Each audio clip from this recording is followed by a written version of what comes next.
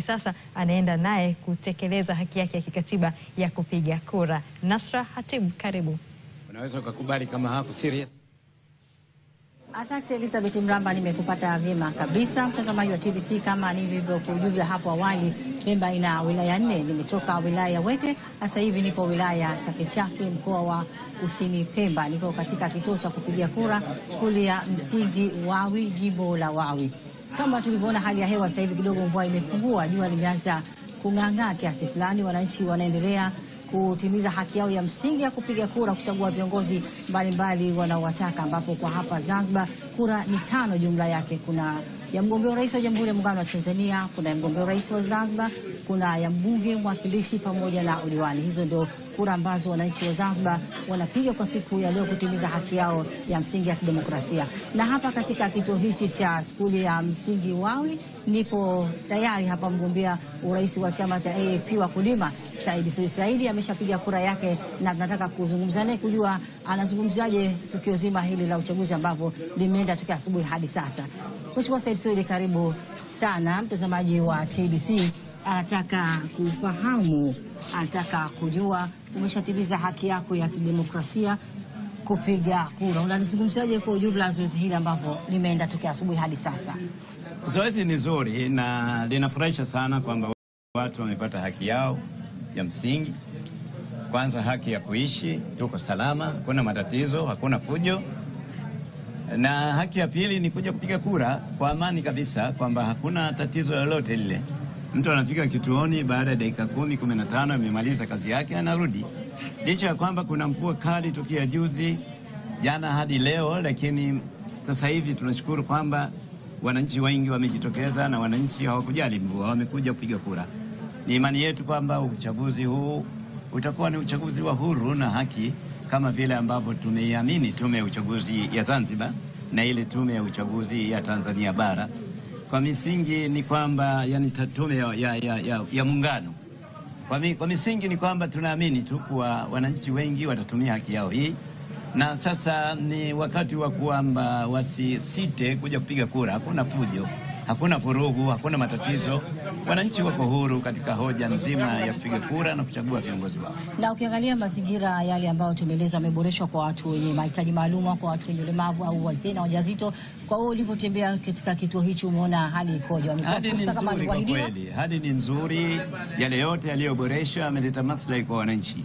Wananchi wenye mahitaji maalum wameweza kupigia kura zao bila matatizo. Wananchi ambao wako vizuri, hawana ulemavu, wameweza kujipigia kura zao vizuri bila matatizo, na nchi yetu iko salama na amani. Jambo la kufurahisha sana. Na unamwambia nini mwananchi baada ya kumaliza haki yake ya msingi ya kupiga kura? Haki yake ya msingi ya kupiga kura, arudi nyumbani akapumzike, na kama ni mkulima aende zake shamba kalime, kwa sababu kazi ambayo ilikuwa anaisubiri, ambayo ni haki yake, ameshatekeleza. Kwa hiyo msingi sasa akae nyumbani au aendelee na kazi yake ndogo ndogo, kwa misingi ya kwamba asubiri matokeo apate viongozi wapya. Nikushukuru sana. Asante sana. Na mtazamaji wa TBC, huyo ni mgombea wa urais kupitia chama cha AAP Saidi. Na Elizabeth Mramba, kama ulivyosikia, hayo ndio maelezo yake. Sawa, Nasra, katika maeneo mbalimbali, wakati mwingi au katika uzoefu wa baadhi ya chaguzi zilizopita, baadhi ya wananchi waliojiandikisha anafika kituo A, anakuta jina lake alionekani, anaambiwa jina lako lipo kituo B. Sasa kuna kuwepo na ule usumbufu wakati mwingine. Zoezi hili huko ulikopita vipi, likoje? Tokea muda wa asubuhi nilipopita katika vituo mbalimbali kuanzia wilaya Chake na wilaya Chueni pamoja na Mkoani, kuna taarifa ambayo kama hiyo nimeweza kuisikia kwa wapiga kura wote. Wanasema kwamba mpaka sasa vitu ambavyo majina yamewekwa wamekuta na maeneo yao wameweza kutimiza haki yao ya msingi ya kidemokrasia. Sijapata changamoto kusikia changamoto kama hiyo katika kituo cha kimoja ambacho nimetembelea hadi sasa.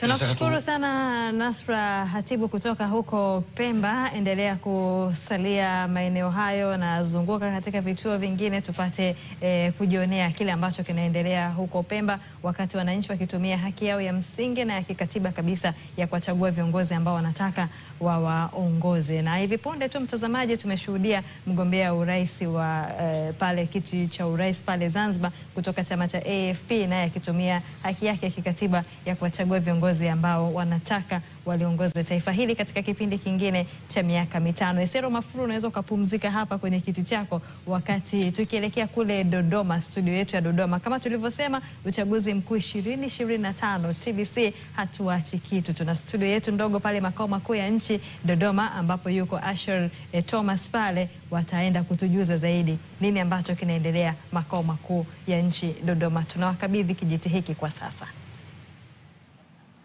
Asante sana Elizabeth wa Mramba kutokea studio za Mikocheni, Dar es Salaam. Mtazamaji, karibu sasa makao makuu ya nchi Dodoma, mahali ambapo pamoja na habari ambazo zimepitishwa kwazo kwenye maeneo mengine yote hapa nchini kwetu Tanzania, lakini studio zetu hizi za Dodoma ni kituo chako mahususi kabisa, mtazamaji, kwa habari za masuala ya uchaguzi kwa mkoa wa Dodoma sanjari na mkoa wa Singida, ambao kwa pamoja mikoa hii miwili inaunda kanda ya kati. Na siku peke yangu studio nipo na Victoria Patrick. Victoria, habari za kwako wewe? Salama kabisa, tunamshukuru Mungu, tumeamka salama buheri wa afya kama tulivyoomba kwamba aweze kutufikisha katika siku hii maalum kabisa kwa taifa la Tanzania, kuingia katika vituo vyetu vya kupigia kura na kuweza kuchagua viongozi watakaotuongoza katika miaka 5 ijayo, 2020, 2025, 2030. Hakika, na tumeshuhudia wanahabari wenzetu kwenye maeneo mbalimbali ambako walikuwa wakipita.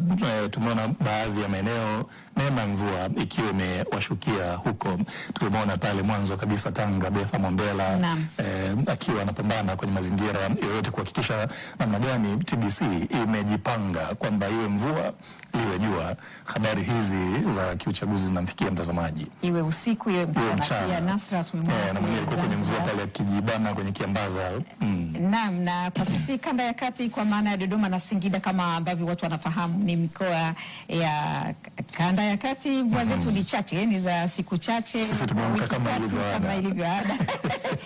Jua kwetu, lakini kama tulivyosema kwamba sisi tumeapa kuwatumikia Watanzania, iwe usiku iwe mchana, iwe mvua liwe jua, kwa namna yote ile lazima tutekeleze jukumu letu la kuhakikisha kwamba tunawahabarisha bila kujali kwamba kuna kikwazo kipi. Lakini vile vikwazo ambavyo kibinadamu tunaweza kuvivuka, tunaweza kuvuka. Vile vingine tunamwachia Mwenyezi Mungu mwenyewe atupe njia kuweza kupita na kufikia mafanikio tunayoyataka. Tunasema amina. Na Victoria Patrick, najua una uzoefu mkubwa kwenye masuala haya ya uchaguzi, umeripoti pengine, na kwa faida mtazamaji tumwambia mwenyewe kwa kumbukumbu zako, chaguzi ngapi ambazo kama mwanahabari, kama mtangazaji umehusika moja kwa moja kwenye kuziripotia na kutangaza? Naam, nakumbuka mwaka 2010, maana mimi nimehamia hapa 2009 mwezi wa 5.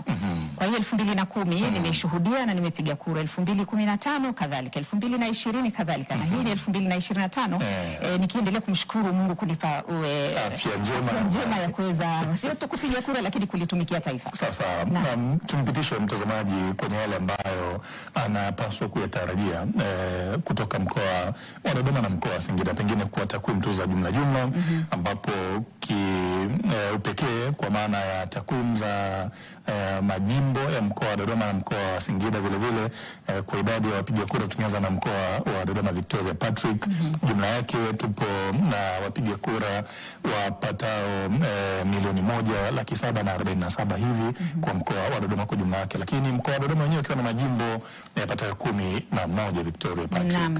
Na jimbo la kwanza ni hapa katika halmashauri ya jiji la Dodoma, ambapo studio zetu hizi za Uhindini ndipo zilipo. Uhindini ni sehemu ya kata ya Viwandani ambayo ni sehemu ya jimbo la Mtumba, jimbo ambalo limezaliwa kutoka katika ubavu wa jimbo la Dodoma mjini, Victoria Patrick. Na kwa takwimu kwa jimbo hili la Mtumba lenyewe lina wapiga kura walioandikishwa ni 247,651 Victoria Patrick, wakati jimbo la Dodoma mjini ambalo sasa lilikuwa ni jimbo mama lilikuwa ni lenyewe limeandikisha wapiga kura wapatao 242,330. Kwenye maeneo mengine? Kwenye maeneo mengine, kwa mfano jimbo la Kondoa mji.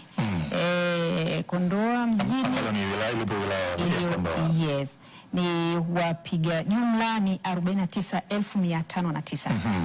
Ambapo kwa wanaume wameonekana kuwa ni 25,226 wakati wanawake 24,283. Lakini katika majimbo mbalimbali tumeona idadi ya wanaume imekuwa imepanda. Wakati wanasemaga wanawake ndio wanajitokeza kwa wingi. Inawezekana sasa wanaume wameelewa, sio kwamba walikuwa hawaelewi, lakini kiwango pengine umekuwa ni mkubwa mara hii. Naam, maana inaonekana idadi kubwa ya wanaume kuliko wanawake kwenye maeneo mengi Victoria Patrick, na hii pia inajidhihirisha hata kwenye baadhi ya maeneo ambayo, kwa sababu ukiangalia kwenye sensa ya watu na makazi ya mwaka 2022 na hata kwenye maoteo yake ya mwaka 2024 ambayo ilitolewa na ofisi ya taifa ya takwimu, ambapo ilionekana Watanzania sasa kufikia milioni 67 kuelekea 70 hivi. Bado mkoa wa Manyara ndio umekuwa ukiongoza kwenye idadi ya wanaume wengi dhidi ya wanawake, tofauti na mikoa mingine yote nchini.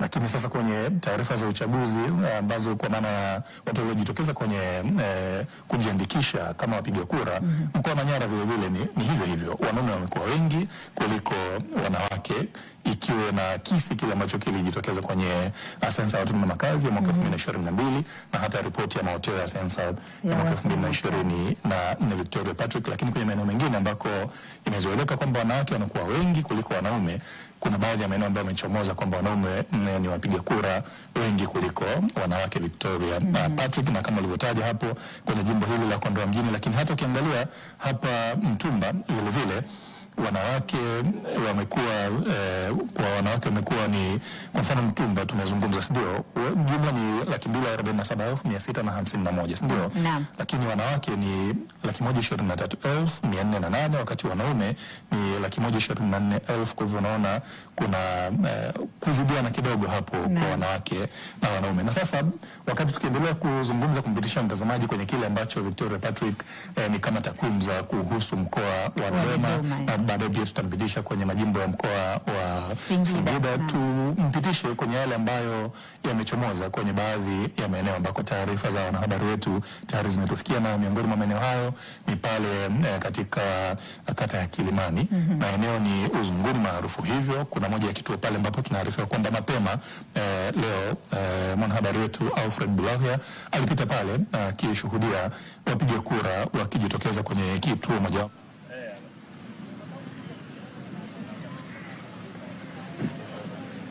kwa tiketi ya Chama cha Mapinduzi, Balozi Daktari Emmanuel John Nchimbi, ambaye huyo anaonekana hivyo alipita katika kituo hicho mojawapo, ambapo baadaye tutamsikia mwanahabari wetu Alfred Bulahia akitupitisha kwenye simulizi ya mchakato mzima ulivyokuwa tangu kuwasili kwake, lakini sana tutaona mpaka anapoenda kukagua taarifa zake, kuhakiki kuona anaenda kwenye kituo gani, kwa sababu kwenye mgawanyo Victoria Patrick kwenye ofisi za kata, kwa mfano unakuta kwenye kata moja hiyo kumegawanywa vituo vidogo vidogo hata TBC moja kwa moja. Sasa hivi katika kituo hiki cha ofisi ya mtendaji wa kata ya Kilimani, kituo namba 2, akiwa na wasili hapo ni mgombea mwenza kupitia Chama cha Mapinduzi CCM kwa ajili